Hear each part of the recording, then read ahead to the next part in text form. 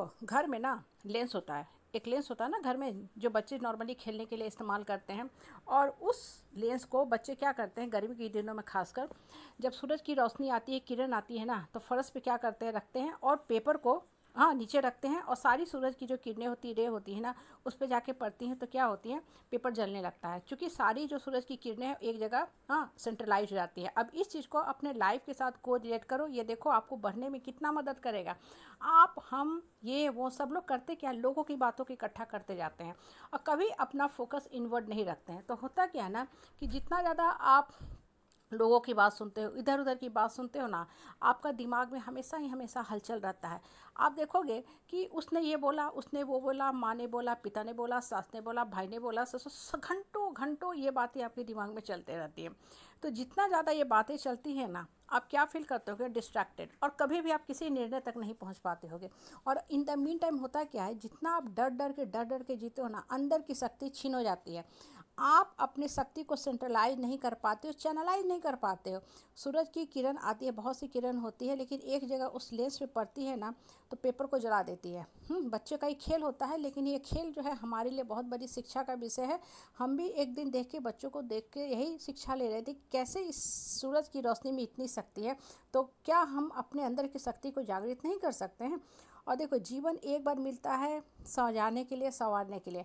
और आप एक चीज़ नोटिस करना, जो भी आपकी उम्र है, जितना साल आपने परिवार में रह लिया, समाज में या वैवाहिक जीवन जी लिया, जो इंसान जितना ज़्यादा कॉम्प्रोमाइज़ करते चलता है, इसको उसको सबको खुश करने में रहता है, वो किसी को खुश नहीं कर पाता है, उससे कोई खुश नहीं रहता। और इन द मीन टाइम वो इंसान खुद से भी खुश नहीं रहता है। और जो इंसान थोड़ा कमज़ोर होता है ना, वो लटक ही जाता है जाके कि अरे जीवन ही बेकार है जीवन ही है। कहने का तात्पर्य क्या है, कहने का तात्पर्य क्या है कि इनवर्ट फोकस रखो, सबकी बातों को साइड कर दो, क्यों सबको हम ढोते रहें। लोग ऐसा बोलते हैं, वैसा बोलते हैं, लोग का तो काम ही है, वो उसी ढंग से ही बोलेंगे। इनफैक्ट देखो, बच्चे भी एग्जाम में लिख के आते हैं ना, कुछ टीचर होते हैं जो बहुत गड़बड़ माइंड के होते हैं। अच्छा लिखा कॉपी में ख़राब नंबर दे देते हैं, और रीचेक करने के बाद 100 नंबर आ जाता है। जैसे मेरा बच्चा ही आज से 2 साल पहले, 3 साल पहले 22 में बोर्ड का एग्ज़ाम दिया था। उसके सारे कॉपी में परफेक्ट नंबर थे, और कॉपी ही गलत चेक हो गई थी। जब सही चेक कराया तो उसके 100 नंबर आए। कहने का मतलब क्या है कि जो आदमी आपके बारे में फीडबैक तैयार कर रहा है, आपके कर्मों की कॉपी चेक कर रहा है, उसका क्या स्टैंडर्ड है। और ऐसे लोगों को देखोगे ना, जो बहुत खाली पीली बैठे रहते हैं ना, वही सिर्फ दूसरे की कॉपी चेक करते हैं, दूसरे के बारे में गलत फीडबैक देंगे।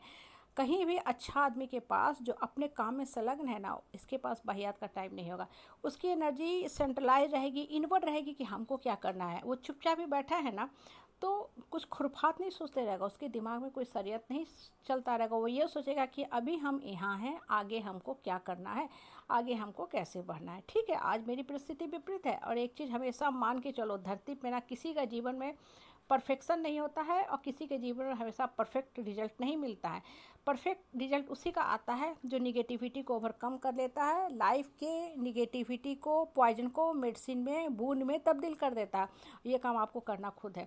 आखिर क्यों हम लोग किसी का एग्जाम्पल लेते हैं, फलना आदमी था, देखो आज कहाँ से कहाँ चला गया। और दूसरी तरफ हम क्या बोलते हैं, अरे उनका बेटा इतना टॉप इंस्टीट्यूट से पढ़ा, पढ़ने में अच्छा था, इंस्टीट्यूट तो मिल गया, लेकिन वहाँ जाके पढ़वे नहीं ना किया, क्या दिया रिजल्ट। एक अच्छा सा जॉब भी नहीं हो, बैठा हुआ है, झूठ मूठ का कहता है work from home, work from home. Actually it is sitting at home, sitting without any work. I am totally बेकार। वो माँ बाप नहीं कर सकता ना, अभी भी वही प्रचार कर रहा है कि हम इतना टॉप इंस्टीट्यूट से रैंक लाए। भाई इंस्टीट्यूट टॉप था, लेकिन तुमको क्या रैंक से फ़ायदा मिला, तुम तो पढ़े ही नहीं। और अब क्या करते हो, यूट्यूब पे यहाँ वहाँ वीडियो पोस्ट करते चलते हो, गलत ढंग से पैसा कमाने का जरिया। क्योंकि जो 4 साल तुम उस कॉलेज में गए, टॉप के कॉलेज में टॉप का रैंक ला के गए, बहुत अच्छी बात है, क्लैप करते हैं, वो तुम्हारे पास्ट के कर्म का फल था। ठीक है, तुमने 11-12 बहुत जम के मेहनत किया, लेकिन कॉलेज में एंट्री के बाद तुमने पढ़ना छोड़ दिया, तो तुमको रिजल्ट में क्या मिला, एक ढंग की जॉब भी नहीं मिली। तुम घसीट के पास किए कि अंत में तुमको टॉप इंस्टीट्यूट धक्के मार के निकाल दिया, किसी तरह तुमको खींच खिंचाई करके पास करवाया। कहने का तात्पर्य कि लाइफ के अपने ऊपर फोकस करो, अपनी सारी शक्ति को सेंट्रलाइज करो कि आज हम यहाँ हैं, अब हमको आगे सोचना है, बस आपका काम हो जाएगा। ठीक है, मेरे पास बहुत कुछ नहीं मिला, बहुत हम गलती कर दी है, उस गलती से हम सीख ले, बस एक ही अब फोकस है, मेरे लाइफ का एक ही एक ध्येय है, अब हमको बढ़ना है। जब ये सोचोगे ना हमको बढ़ना है, तो आपको ऑप्शन निकलता जाएगा। अब सोचोगे ऐसा हुआ, नहीं होना चाहिए था, वो ऐसा बोले, तो इस मकड़ी जाल में इस कदर फंस जाओगे कि उसमें आप अटक के निकल जाएगा जीवन बर्बाद हो जाएगा, और एक दिन आप भी खत्म हो जाओगे।